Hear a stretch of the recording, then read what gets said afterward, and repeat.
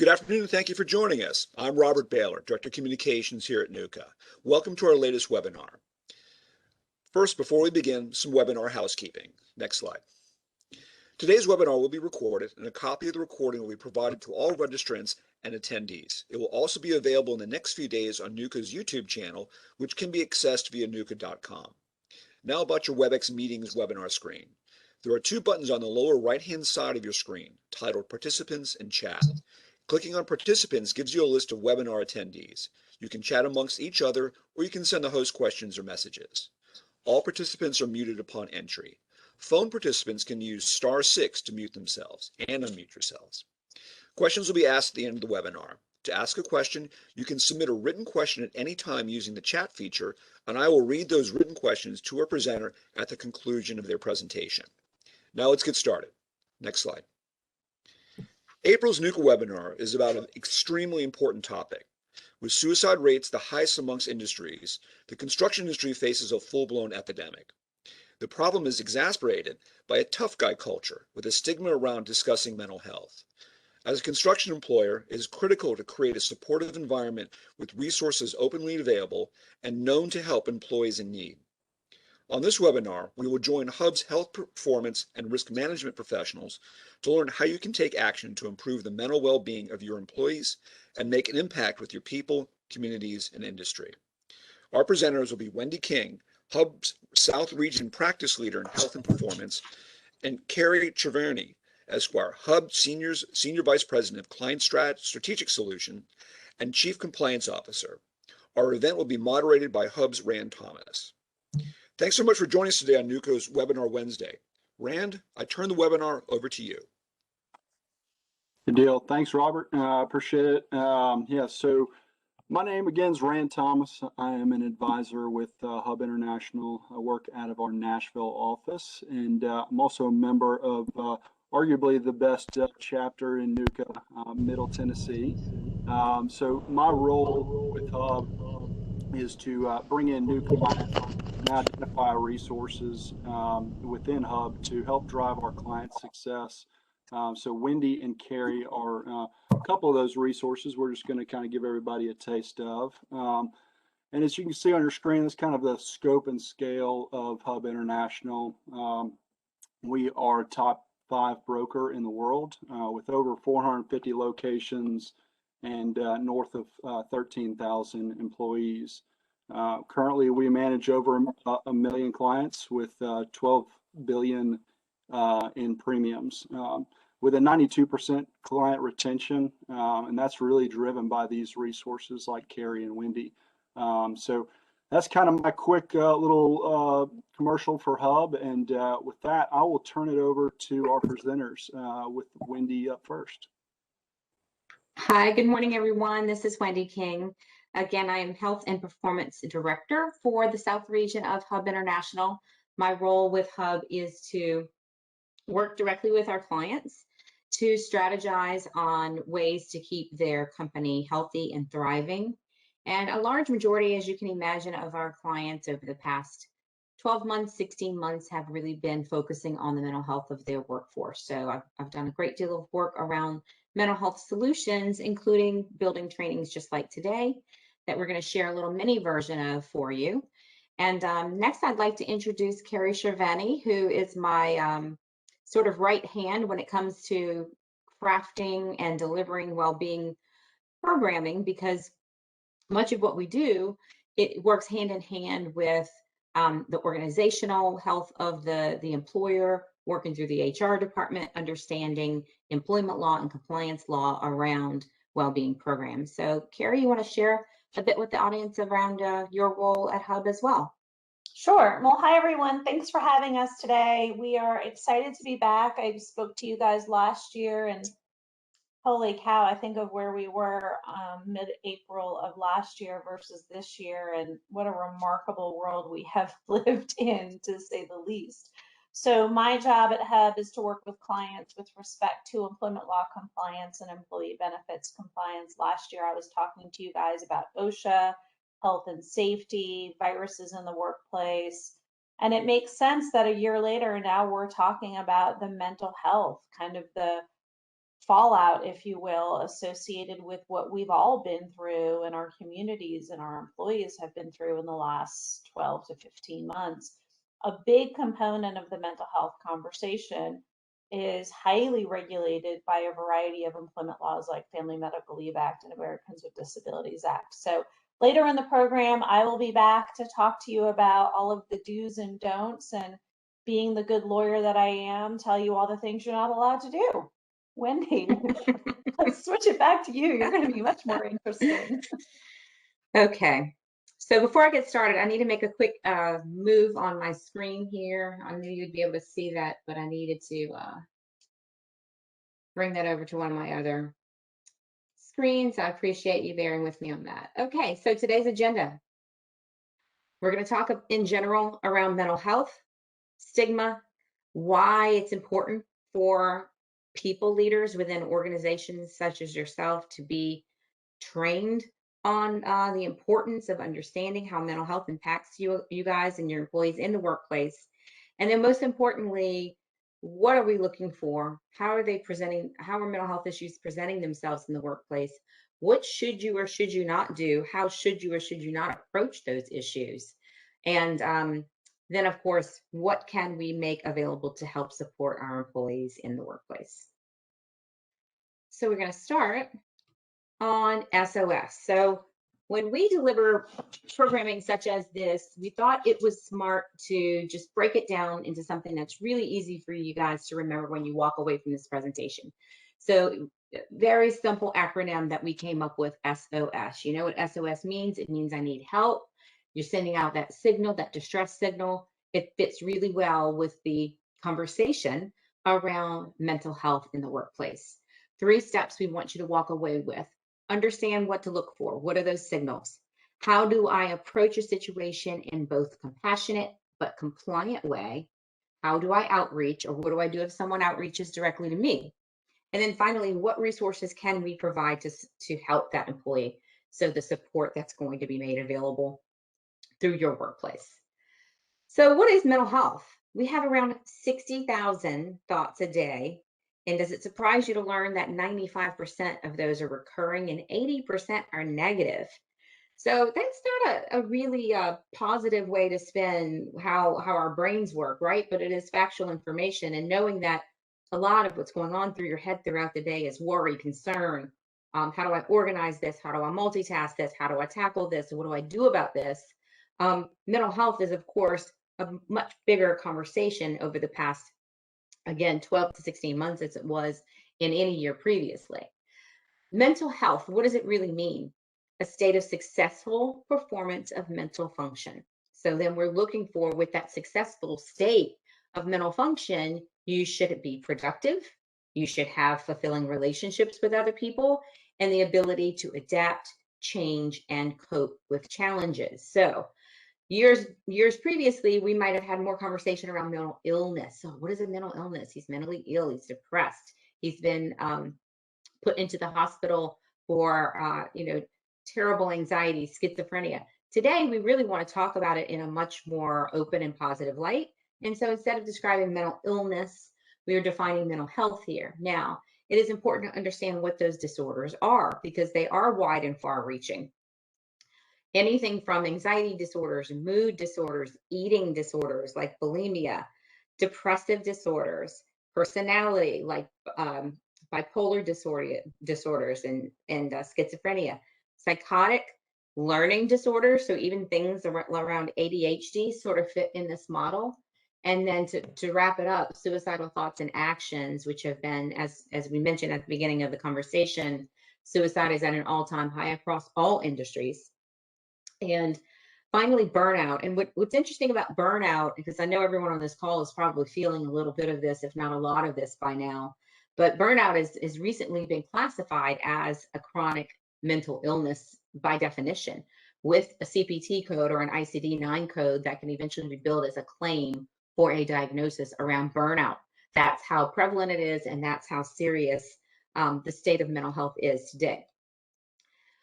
Let's start with stigma.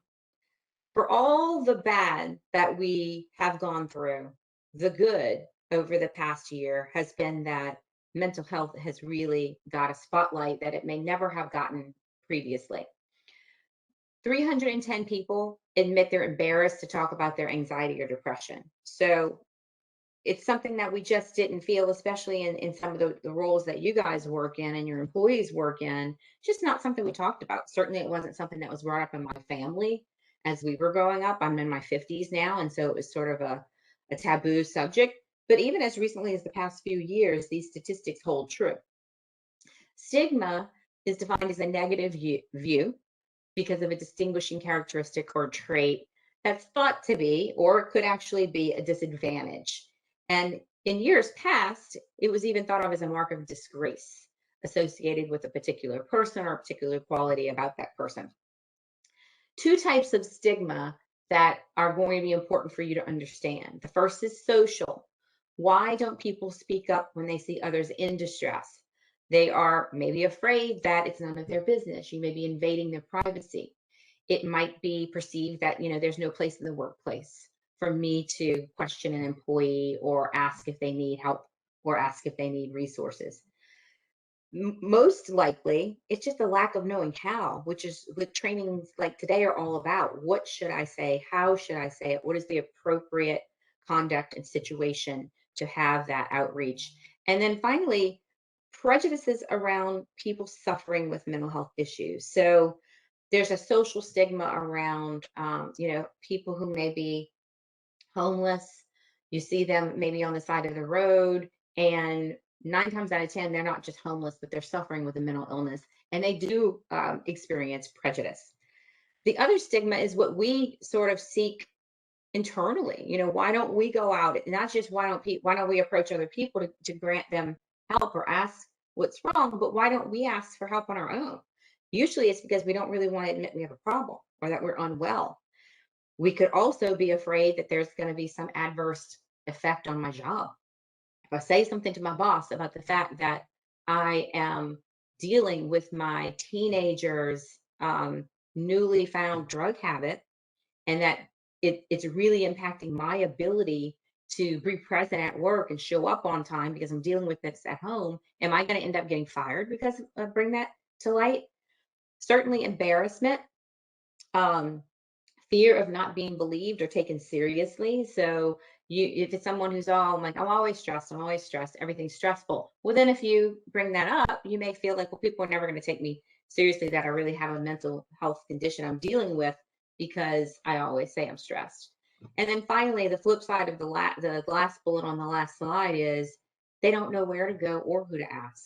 So do I go through work? Do I talk to family members? Do I ask friends? Well, certainly if I ask friends, then they're going to know that I'm dealing with a mental health issue that maybe I don't want to share.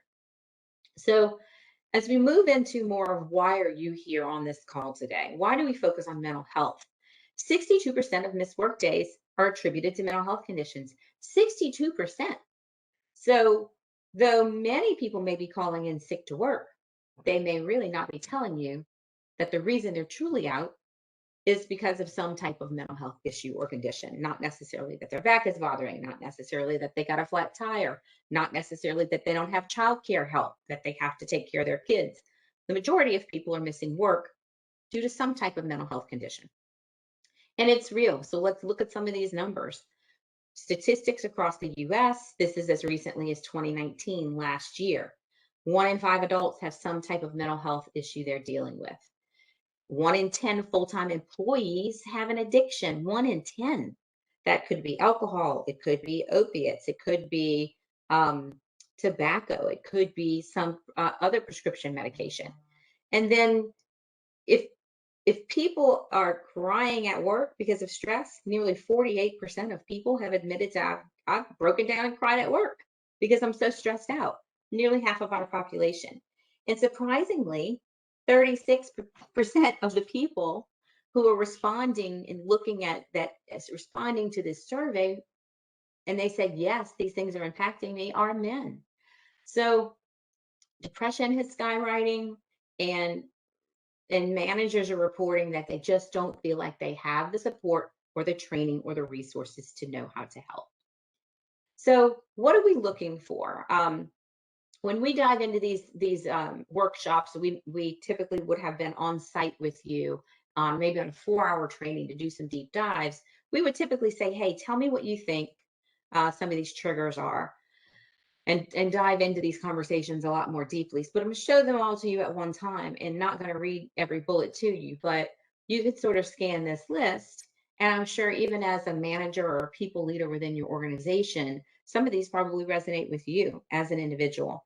And so just kind of have a sense that it's wide reaching, and that an employer, the way an employer conducts their business, the way an employer crafts their policies, the way managers tackle policy and approach around how they structure the workday for an employee and how they structure a conversation around this for an employee has a lot to do with performance. You can see a lot of things in here that have to do with performance, but when an employee is struggling, these different things that may be in place at work could trigger them into a more progressive state.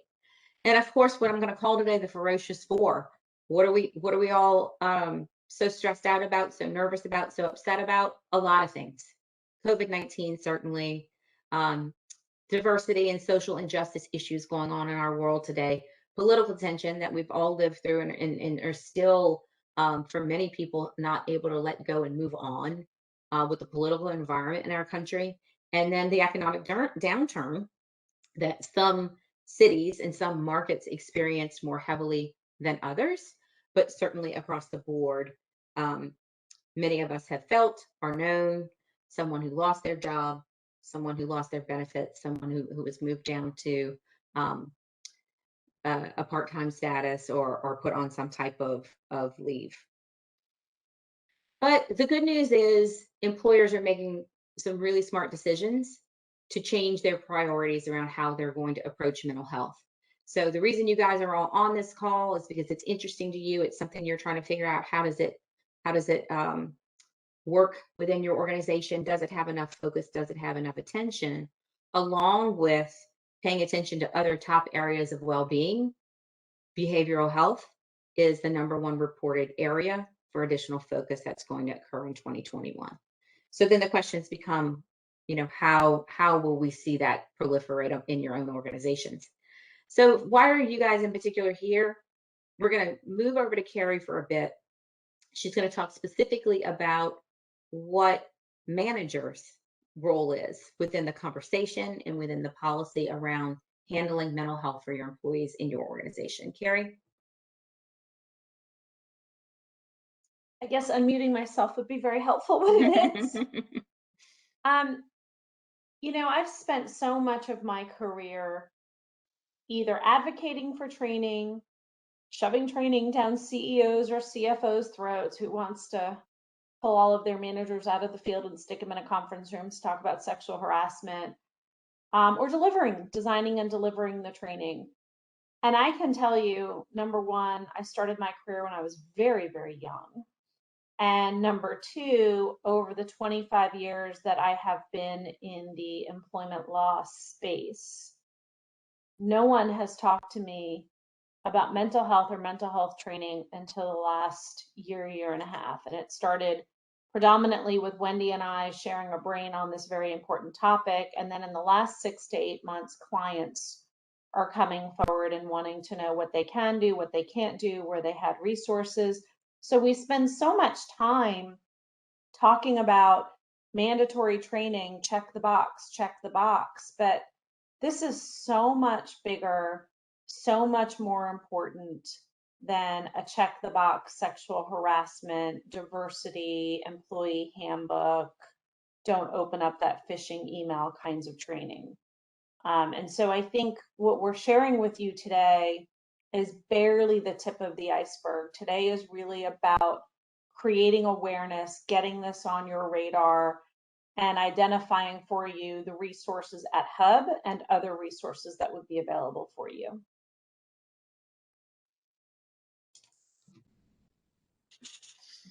So I'm going to take the next couple of slides and I'm going to flip back over to you again, Carrie, to get into the practicalities of these conversations. But the reason that managers need to be trained, why, along with all of these other trainings, why do managers need to be trained? Because only 50% of people, and we're going to apply that across your population, with any kind of mental health condition seek help. We've heard about all the reasons why, but you are in a position within your organization to see and to hear and to know what those signals are that we looked at a little bit earlier. We're going to talk a little bit more detail about those signals, but employees really are trying to hide their mental health issues typically at work. 26% of adults who had taken a day off because of a mental health problem reported lying about why they were out of the office. That supports the statistic we just talked about. 58% say, I'm not comfortable telling my boss that I have some type of diagnosed mental health issue. And then 20% say their manager, only 20% say their manager would be supportive if they were battling some type of mental health disorder, and they fear that they're not going to take them seriously. So the good news is, again, you guys as managers have a great opportunity, because U.S. workers are reporting that they're more likely to seek help now than they were 5 years ago. Again, that's across all genders, all age groups, all types of workers. And then 91% of employees and job seekers express that they would really appreciate employer-provided behavioral health. And they want it to be top of mind for you, because when they're evaluating you as an employer, they want to know that it's something that you have put focus on. And then finally, of course, current events have helped to destigmatize talking about it and asking it for help. So you're in a better place than you were a year ago to be able to feel comfortable talking about mental health within your organization. You're the first line of defense. You have influence with your employees, just like you do when you're doing any type of coaching or any type of check-in or any type of counseling with an employee. You are an influencer within your organization, and so hence can be a catalyst to change things within your organization. Also very important, and Carrie will dive in more into this, is mitigating risk, decreasing the likelihood of negative impacts. That impact could be absence related, someone not showing up to work regularly and you having to backfill their job while they're out. It could be avoiding a suicide. Suicide rates in our country are at an all-time high. Now is not the time to not feel comfortable intervening when an employee's job is being impacted by their mental health and the signs and signals are there. And why else? Because it's a liability for us as an employer and as a manager to allow employees who have diagnosed mental health conditions that are unsafe to do the jobs that they're doing, or unsafe to be around other people in the workplace if they are some type of safety hazard to themselves or others. So employees want their employers to train managers and supervisors to identify these emotional distress among workers. They want you to understand it, and they want you to feel comfortable talking about it. So what are we looking for? Let's talk about the first S in S.O.S, signals. The first thing to know is that mental health fluctuates. You're not either mentally ill or not mentally ill. It's a spectrum of fluctuation between, you could be having a great day, or you could be moving into an area where you are surviving through the day. Burnout falls right there into struggling that's maybe impacting your day-to-day ability to do your job, or ability to interact with people. So what do these signals look like? In the area of mood, you may find an employee. Now remember, these are going to be things that are uncharacteristic of an employee. So if you have an employee that just doesn't have a really super happy personality in general, that's not a signal. A signal is something out of the ordinary. Anger, newly progressed anxiety, if they are expressing themselves as sad or even hopeless, if they're all of a sudden not cooperating with their coworkers, this is new behavior. Remember, if they are becoming unwilling to receive help or closed off, mood swings, outbursts, aggressive behavior, certainly. And then if they are having noticeable panic attacks or severe anxiety, the inability to stay at a job site, having to walk away and be away from other people because they physically can't do their job. And of course, depression, suicidal thoughts, if those things come out, that's obviously more than just mood. It potentially falls under self-harm as well. Now, negative attitude, poor performance, the opposite, workaholic. If all of a sudden an employee has thrown themselves so much into their job that all they think about is their work, and it is negatively impacting their attitude because they have to work so much because they're pulling up everybody else's slack, that could be a sign that they're burying themselves in their job, and they're angry about it, and they feel as though maybe you as the employer are responsible for that. You may see those types of changes in attitude. Inability to concentrate. They used to be super friendly, and now they're just not friendly, and they're not cooperating with anyone. Insubordination, certainly. Insubordination is easier because it is expressing itself as a potential disciplinary issue. And then unexpected responses, or if they just become disengaged. You know, if they were a team player before and you could really count on them, and now they're just sort of showing up, that could be a signal that they're going through something like anxiety or depression. And then what's physically happening? Are they avoiding talks with you? Are they avoiding other people? Are they withdrawn in a way that they haven't been withdrawn previous? Starting to be late for work, or starting to call in sick more often. Beginning to have accidents or safety issues could be a sign of the fact that they're on some type of medication that they weren't on before, or they're simply so distracted that they're being less careful. And so you've got, a risk mitigation potential hazard there as far as injuries.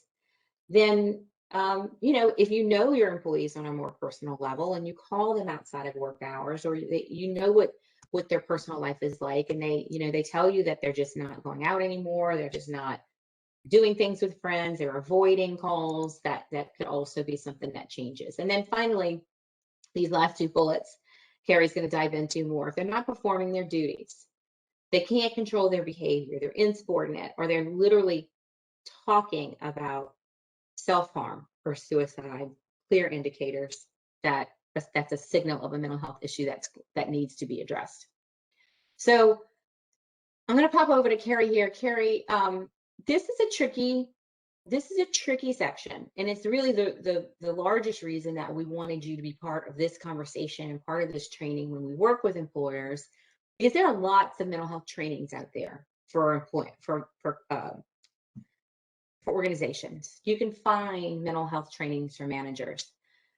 This is the part that Hub brings to the conversation that unfortunately you don't find in a lot of these general workplace mental health trainings out there. And it's understanding the practicalities and the scope of what you can and can't do, what you should and shouldn't say in the larger conversation around how do we get this employee the support they need?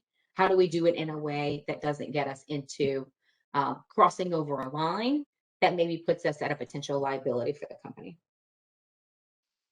I could not have said it better than myself. So way to go. I really feel for managers today, Wendy, to be honest with you, because y'all have a lot of things coming at you, especially when it comes to, or with respect to, mental health and this topic. First, there's the real life safety issue, right?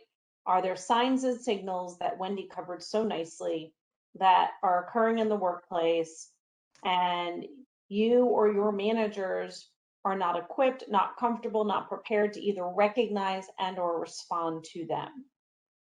Does that put the employer in a liability position for negligence, for workers' compensation at a minimal? But what about gross negligence? What about violence in the workplace? We just heard a few weeks ago about a shooting in Bryan, Texas by an employee. This was not an employee who was fired. This was not an employee who was disciplined. This was an employee distressed about government political activity that was happening at that moment. Wendy talked about the Furious Four earlier. This is a great example of how something happening in the world around us was specifically impacting an employee, and it resulted potentially, ostensibly, allegedly, enough disclaimers for you guys, in a workplace shooting. The other component of that is you guys are managers. As a manager of the organization, you're an agent of the company. Your acts and omissions create liability for the organizations. What you do and don't do is deemed to be an extension of the company. And then you've got all the regulatory stuff. So I'm going to do my best to give you guys a very high level overview. Like I said, this is a awareness creator. Like Wendy said earlier, this program is a minimum of 4 hours on site, live with our clients, but we want to at least give you enough information so you can have some talking points with leadership to explore these programs. So let's start with the Americans with Disabilities Act. An individual may be disabled if they meet any one of these 3 criteria. They actually have an underlying health condition that interferes with their ability to perform major life functions. They've got a record, they've given you some doctor's note, medical records, or the most dangerous one is somebody has just assumed that the employee is disabled and treated them that way. In any one of these cases, employers have very specific obligations, and there's very specific limitations on what they can and can't do and cannot ask. Easy for me to say. So let's talk about confidential medical information, medical inquiries, and the Americans with Disabilities Act, because this is probably the biggest overreaching consideration for you as managers. So on the next slide, I've mapped out for you kind of the time frame or the touch points or relationship points, we'll call them relationship points, with your employees and what you can and cannot do. So let me level set a couple things here.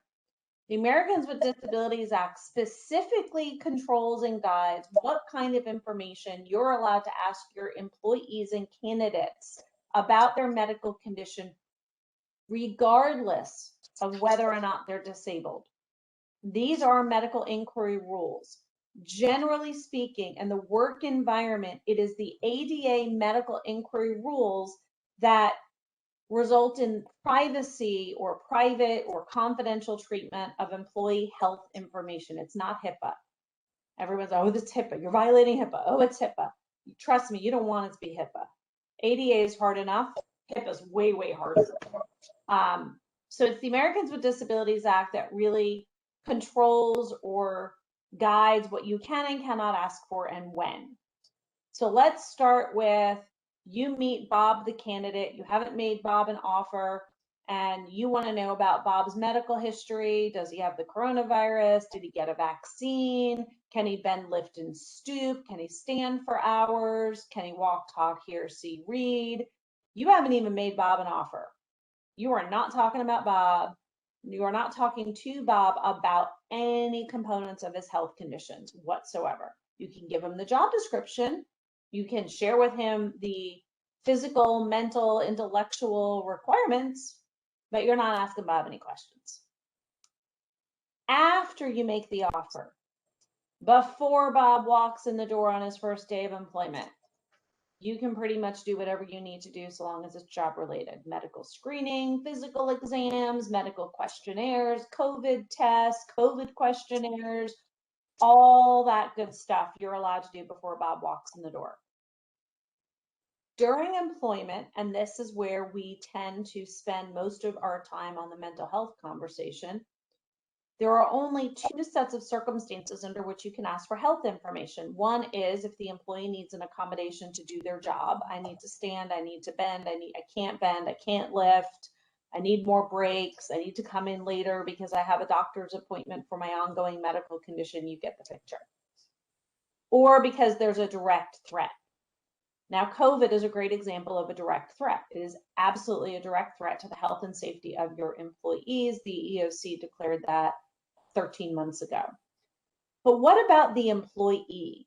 The employee who comes in threatening their own lives or others. The employee who's been making comments and innuendos over a period of time that lead you to believe that the employee may be a direct threat to the health and safety of him or herself or others. Under those circumstances, you can also ask very specific medical questions, but it's got to be based on evidence, guys. It can't be Bob's really moody and really difficult to deal with. So how do you get to the evidence? That was right, Wendy, the other way, the interactive process. Thank you. Perfect. You gather the evidence through what's called the interactive process. And this is set out in the case law. It's statutory in nature. It's been addressed by courts all over the country. And this is where I really, really strongly advise that non-HR people get HR people involved. This is highly regulated. It's a strict process. There's only specific and narrow medical questions that you're allowed to ask. But the end result is you should have documentation and evidence to be able to make good decisions about what happens with Bob. Is Bob going to go on reduced hours? Is Bob going to work from home? Is Bob able to stand? Is Bob able to be in the office? Does Bob need to go get medical clearance to return to the office? The interactive process is going to lead you down the path to figure out what to do with poor Bob and Bob's challenges. So what are some of the impairments that we have seen the courts rule as protected under the Americans with Disabilities Act? Depression, PTSD, and I've got to tell you, a lot of our healthcare workers, for example, are really suffering with COVID PTSD, bipolar disorders, schizophrenia, OCD, panic disorders, personality disorders, and COVID has brought a lot of this out. I have talked to so many people who are dealing with anxiety disorders, people whose, I was really organized before COVID, but now I can't help myself. That sense, that need for control in an environment where there's nothing that's in our control. So there are legitimate mental health conditions, diagnosed conditions with treatment regimens and protocols that may be deemed and have been deemed a disabling condition by courts and by the EEOC. So how does this come together? How do you get involved in what is already an uncomfortable, difficult conversation with your employees? Well, your employee handbook is a great place to start. Your employee handbook should have a really clear policy that tells employees where to go to seek help or to seek a job accommodation, whether it's mental health or anything else. And generally that's to human resources. And those of you on the phone who have some involvement with your employee handbook, I can't urge you enough, especially on the heels of COVID, please dust off your employee handbook and consider doing an update if you haven't done one in the last year. Your employees are not HR usually, and they certainly aren't employment lawyers. There are no magic words here. Your obligation, remember I said you're an agent of the company, so the company's obligation to respond and address employees' potential disabling conditions is based on knowledge. And oh, by the way, the liability for negligence is also triggered by knowledge. If you knew of an unsafe condition, you did nothing to remedy the unsafe condition, and then there's resulting harm, it may violate OSHA general duty clause to keep a safe working environment. It may be considered gross negligence or negligence. So not only do you have an obligation under the ADA to respond, but those safety conversations are also an important component of your process and your thought process. And, Wendy said it best. You guys are the ones out there with the employees. You know your employees. You've had lunch with them. You've had tailgate meetings with them. You've heard their problems. You've probably come to blows, hopefully not physically, with them from time to time. You know your workers. You're going to be the one they go to. They're not going to go to HR. HR is sitting in an office somewhere else usually. They're coming to you. So what kind of accommodations could we arrive at? Maybe it's additional breaks. Maybe somebody can work from home. Maybe it's reduced hours. Guys, maybe it's as simple as changing them to a different job or into a different team. Maybe there's a personality that operates as a igniter for this mental health condition. But the goal here is to be open-minded, non-judgmental, and absolutely flexible. One other law I want to put on your radar is the FMLA. Keep in mind that an employee who misses time from work because of a disabling condition may likewise be eligible for a time off work under the Family Medical Leave Act, which protects their job and protects their benefits for up to 12 weeks. Remember that they get up to 12 weeks of FMLA off. It could be all at once. It could be just a few days. It could be a few hours a day, a few hours a week. Maybe one employee needs to go to counseling every Friday morning for half a day. The employee takes off, and then that adds up to 12 weeks and the FMLA is over. So again, HR becomes really important here. Absolutely no question. If you learn that an employee has been inpatient care at a hospital, overnight inpatient care is absolutely FMLA. HR's got to know about it. I can't tell you how many times HR people complain to me, if only my field managers would communicate with me because I never know when somebody is out of work. Who's eligible for FMLA? Someone who's worked for you for 12 months, doesn't have to be all at once. Bob might have been, Bob may have resigned and returned 5 times in the last 5 years, but if his total tenure is 12 months and in the last year he worked 1,250 hours. So keep that in mind when we're talking about FMLA and employees who need time away from work. I've given you some additional information about serious health conditions. It could be somebody who's just incapacitated seeking treatment. It could be somebody who's overnight in the hospital. Any of those would apply. The kinds of conditions could be chronic, episodic, like bipolar, schizophrenia, manic depression. They may be fine and then come across an episode on the next slide, and then they'll stabilize and they'll be fine for a while. I've got a client with an employee. She calls me, the client calls me, I'd say every 6 months or so. And the employee's a great worker, works really hard, really focused, really driven, really ambitious, trying really hard to grow her career. But man, she's really struggling with bipolar disorder. And about every 4 to 6 months, it flares up and just kicks her butt. And she takes time off of work, she goes into intensive therapy, they adjust her medication, and then she's able to return. For other folks, it may be more permanent or long-term. It really is fact intensive, and you've got to work with HR to figure out what you're dealing with. So the goal here is to keep people at work or to return them to work. You guys may have an EAP program. There are different kinds of state laws that exist that protect these employees as well. The obligation is not unilateral. This is a cooperative, collaborative process. The manager may come to the employee and the employee may come to the manager. Remember, your obligation is triggered by knowledge. The employee doesn't have to raise their hand and ask for help. If you become aware, you've got to respond. I had a client call me the other day and she was like, I'm really afraid. We just let an employee go and 6 employees just came to me and told me that they've been afraid of this guy for 6 months. Those employees should have gone to the manager, but how did the manager not know, right? So the dialogue, the conversation, the communication, not just with the employee that may be struggling, but coworkers, people who observe that employee. The client that called me and said 6 employees came forward and said that they've been afraid of this guy for 6 months. Why isn't that manager more connected to their employees? Why didn't those employees feel safe going to the manager? They're afraid of a coworker, but more afraid of their own manager. That's a problem. So being accessible, having those conversations, it doesn't mean that you're violating ADA. It doesn't mean that you're violating the FMLA. It means engaging in conversations with employees about their ability to be present and perform their job. If an employee discloses a mental health condition to you, you guys probably know what I'm going to say by now. Number 1, go to human resources.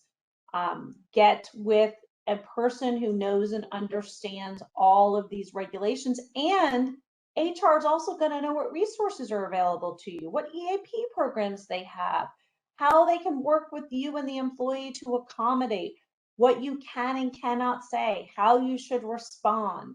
So if an employee discloses something to you, get HR involved as quickly as possible. But you're not going to get up and run out of the room, right? So let's talk about that disclosure conversation. Have a conversation with the employee about their challenges, right? Is it work-life balance? Is it something internal or external to the organization?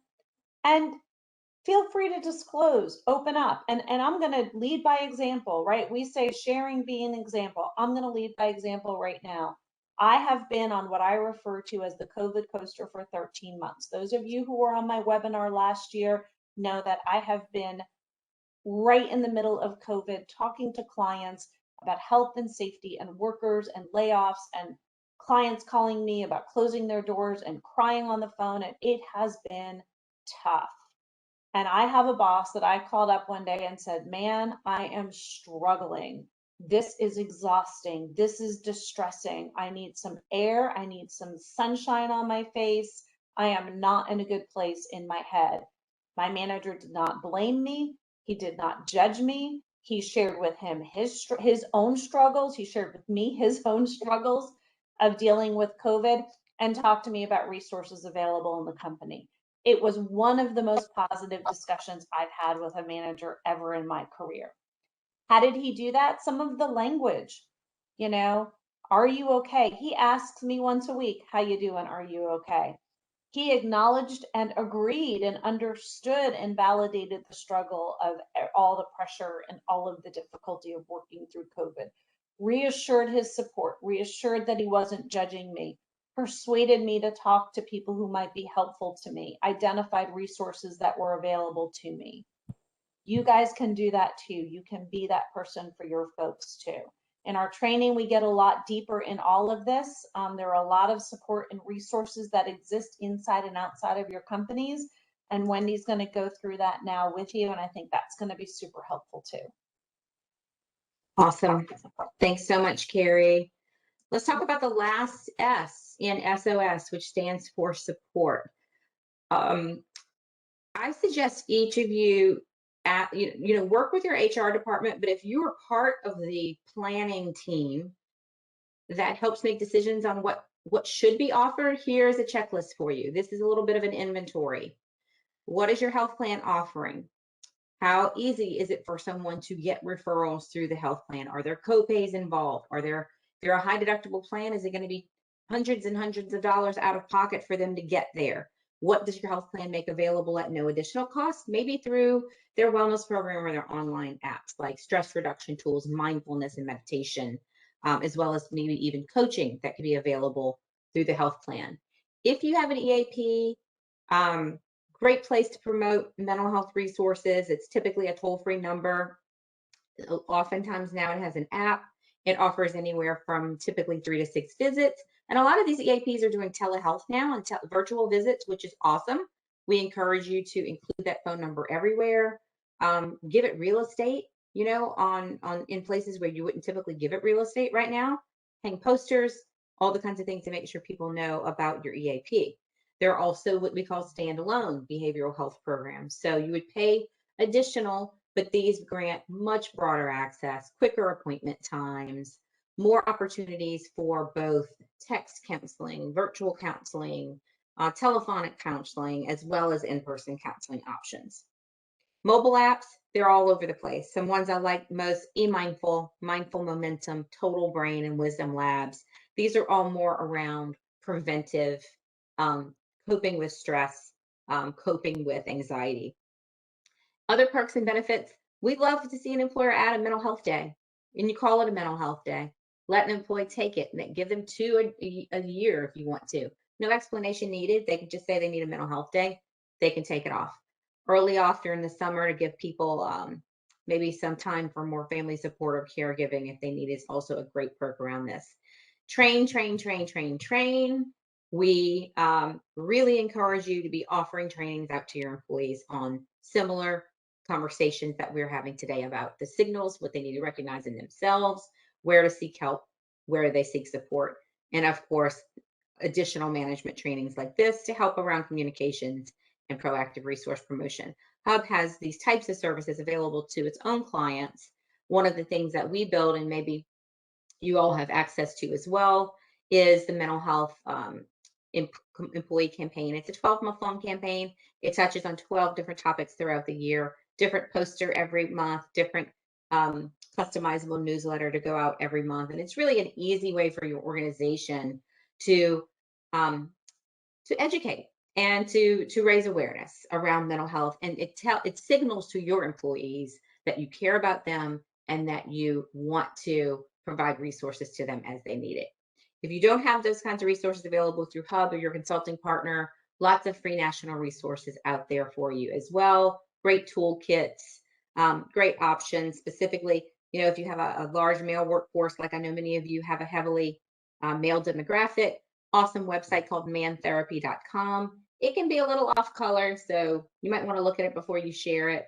Lots of funny jokes included in there about things that, how men just don't always necessarily want to ask for help when they need it. So if you want an easy way to kind of break the ice, tons of great videos that you can share out to your male workforce or to someone who's supporting a male who might be struggling as well. So that wraps up our presentation portion. I'm going to kick it back over to our moderators to see if anyone submitted any questions during the course of our hour today. It's Bob Baylor again. Thank you, Wendy and Carrie. That was an absolutely fascinating presentation. I have to say it's one of the best ones that certainly I've experienced here at NUCA. You gave me a lot to think about in terms of the duties I have to do as a manager. Let's now open the webinar to questions. You can use the chat feature to submit a question, and I'll read the question to the presenters. Or if you prefer, you can unmute yourself, state your name and company, and ask the question directly. Remember to remute yourself after you finish. And we'll wait for people to. I had one. I think it was probably more for Wendy. Have you noticed, in terms of what you see in the cultural differences when addressing this question? We obviously have a lot of Central and South American employees in the industry. Do you notice there's a difference in terms of how you approach this topic, more so than, say, with employees who have a North American background? We do. And I think it's both. It's not just cultural. I think it's also driven by male-female demographic. So it's good to acknowledge that there are stigma associated with mental health, and it is different based on where you come from. There are, Canada, for instance, Canada has done a phenomenal job of promoting mental health resources because their government made it a priority years ago. And so talking about mental health and getting access to mental health tools, resources, and clinicians in Canada is easy, and they don't mind talking about it. But definitely it is more difficult in North America, as well as some of our other cultures, South America, other Spanish-speaking cultures that may have, it's more pride, it's more something that they don't necessarily feel comfortable talking with. And so we have to be sensitive to those things. We may have to work a little bit harder to build a foundation, understand their needs, and maybe approach it through strong education first, and then maybe trainings after that, where people will have a little bit more opportunity to dialogue and become more comfortable with that over time. And I want to jump in real quickly. It's such a great question from a communication standpoint, right? Mm-hmm. Everything we're talking about is about communication. If you have a multilingual workforce, you've got to be prepared to have multilingual leadership and human resources available to your employees, because if we can't meet them where they are, this is a tough enough conversation. Imagine it for somebody who's struggling to work their way through the English language and communicate such difficult, vulnerable, scary kinds of stuff. Yeah. And we actually made that mental health S.O.S 12-month awareness campaign available in both English, Spanish, and French. So it's important when you source those resources, as Carrie mentioned, that you're thinking of your entire population. I've got another question. What should I do about an employee that tells everyone about their mental health condition, and posts about it on social media? Because that never happens. What are you talking about? Of course not, no. When we talk about confidential medical information, it's the obligation for confidentiality is the employer's. The employee can do whatever they want with their own medical information, and they certainly will. There's a fine line between the employee's freedom and right to discuss their own mental health or medical condition openly and freely, and a disruptor in the workplace.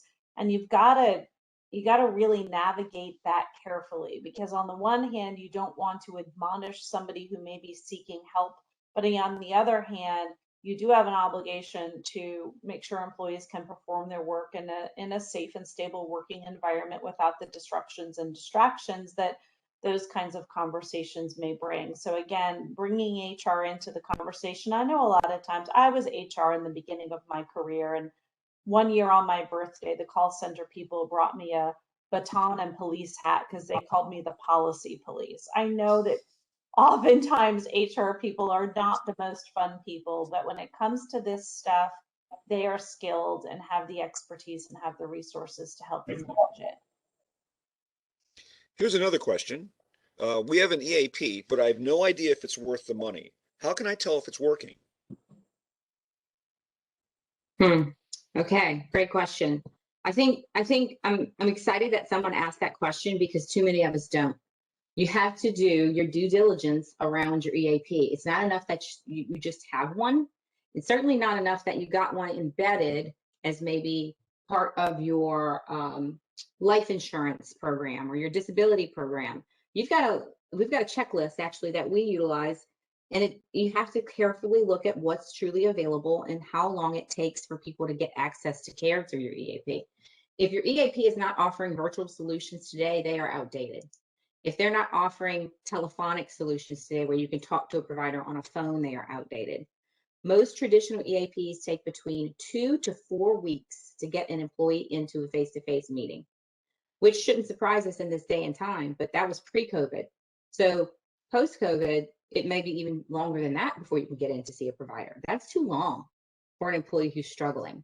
So ask the questions, figure out how many people are utilizing it, and most importantly, ask your employees if they're utilizing it. Obviously, you can't ask them why, but have they had problems with it? Have they had good experiences with it?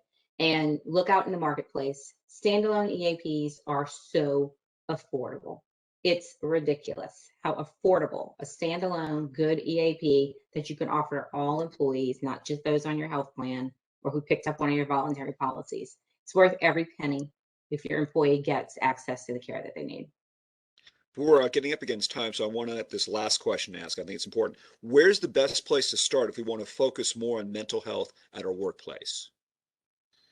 I'll take that one. I'll say the best place to start is education. It's free, it doesn't cost you anything, and there's so many good free toolkits out there for employers where you can download educational campaigns, information, talk to your broker consultant about what they have available.